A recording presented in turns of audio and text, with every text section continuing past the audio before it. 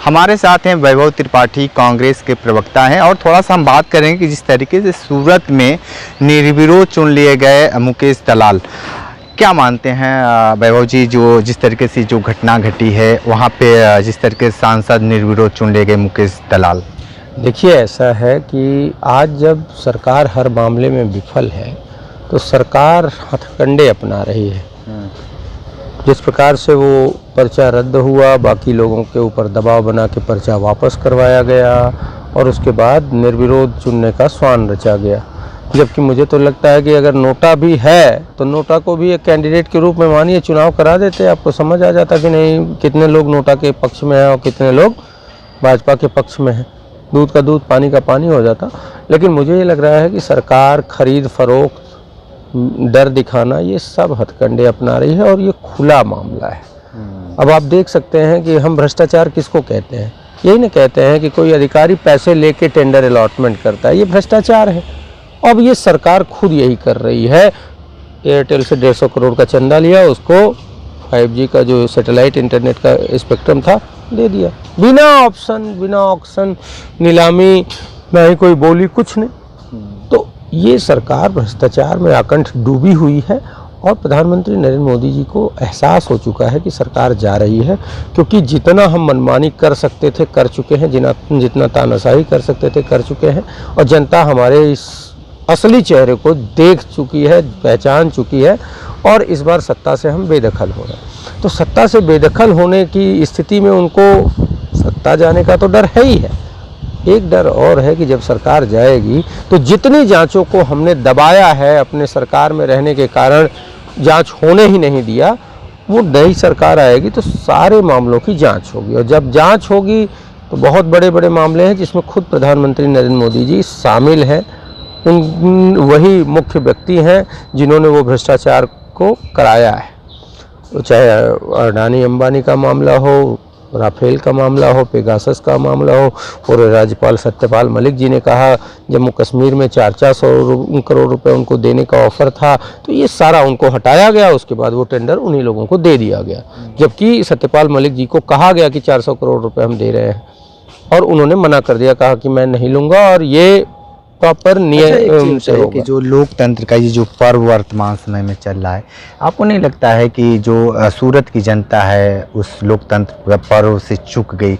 बिल्कुल, मैं बिल्कुल, लोकतंत्र का ये पर्व तो है, लेकिन सरकार लोकतंत्र का, मोदी सरकार जो है लोकतंत्र की हत्या कर रही है। यही कारण है कि सभी लोगों को, कुछ को पैसे रुपए दे के वापस करा लिए गए, कुछ को ईडी सीबीआई के डर से वापस करा लिया गया, कुछ को प्रशासनिक वो करके दबाव बना के कर दिया गया कि नहीं भाई आप वापस ले लो, नहीं तो हम कैंसिल करा देंगे। तो बहुत लोगों के कैंसिल करा दिए गए। तो अब आप इस बात को सोचिए कि ये तो बिल्कुल तानाशाही हो गई और सीधे सीधे अलोकतांत्रिक ये घटना है कि जो आपके खिलाफ लड़ रहे हैं उनको लोभ, प्रलोभ, दबाव, डर, भय और प्रशासनिक दुरुपयोग से आप उन कैंडिडेट को हटा देते हैं। एक सवाल है ये कि जिस तरीके से सूरत में ये घटना घटा, उसके बाद से बनारस से चुनाव लड़े अजय राय ने भी इस तरीके की बातें बता दी है कि यहाँ पे भी इस तरीके की घटना हो सकती है। नहीं, ऐसी जिस तरीके से उन्होंने मीडिया में बात कहे हैं, जिस तरीके से सारे जो इंडिया गठबंधन में सपा के जिलाध्यक्ष और भी तमाम लोग चीज़ें इस पे बात कर रहे हैं कि ये सरकार भी यहाँ के भी चाहती है कि यहाँ के जो सीट है वहाँ पे भी निर्विरोध कर दिया जाए, पर्चा खारिज किया। तो आपको क्या लगता है बनारस की स्थिति क्या रही? क्या सूरत वाली हालत हो जाएगी क्या बनारस में? नहीं, अब पता नहीं आपको कहाँ से सूचना मिली है, लेकिन ऐसी कोई सूचना नहीं है। और कांग्रेस के प्रदेश अध्यक्ष माननीय अजय राय जी मजबूती से चुनाव लड़ेंगे। समाजवादी पार्टी के भी सभी पदाधिकारी, सभी कार्यकर्ता और जनमानस उनके साथ खड़ा है। और लोग कह रहे हैं कि जो प्रवासी है वो झोला उठा के चला जाएगा और जो काशी का लाल है वही तुम्हारे काम आएगा। तो ऐसा कुछ नहीं है, लेकिन अब सरकार तानाशाही पे है तो वो क्या करेगी। लेकिन ऐसी जो आपने बात कही ये एकदम कहीं से अभी तक तो नहीं सुनाई पड़ा है। और अजय राय जी मजबूती से चुनाव लड़ेंगे। कांग्रेस के लोग, समाजवादी पार्टी के लोग, आम आदमी पार्टी के लोग, साथ में पूरी काशी की जनता एकजुट है, क्योंकि काशी की जनता कह रही है कि बाहरी को हटाना है और काशी के लाल को जिताना है और अजय राय को ही लेके आएंगे आगे।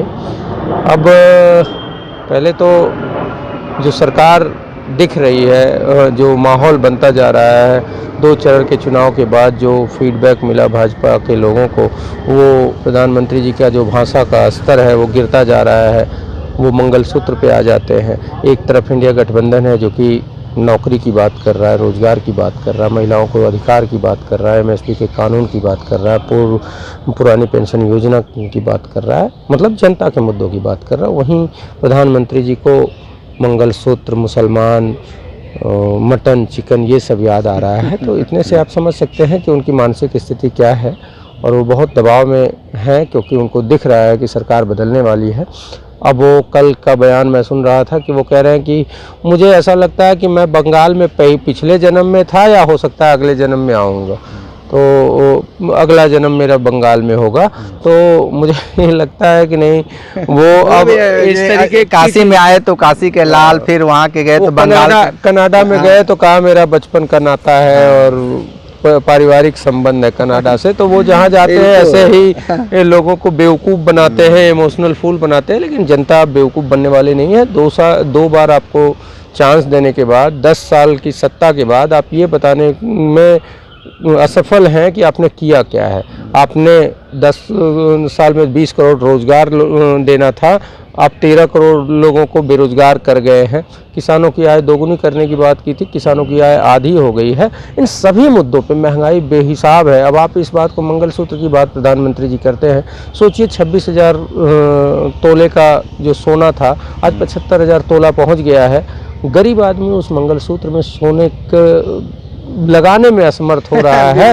अपनी बेटी की शादी करने में गरीब आदमी किस तरीके की जलालत झेल रहा है, वो नहीं गहने खरीद पा रहा है, क्योंकि इस गरीब विरोधी सरकार ने सोने को इतना महंगा किया है।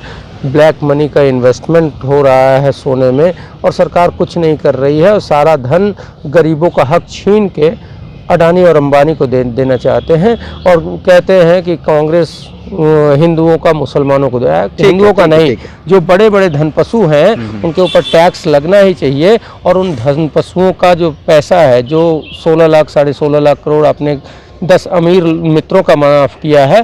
कांग्रेस ने कहा है कि जब हम आएंगे तो जितना आप अमीरों को पैसा देते हो हम गरीबों को भी देंगे, किसानों को देंगे, महिलाओं को देंगे, युवाओं को देंगे।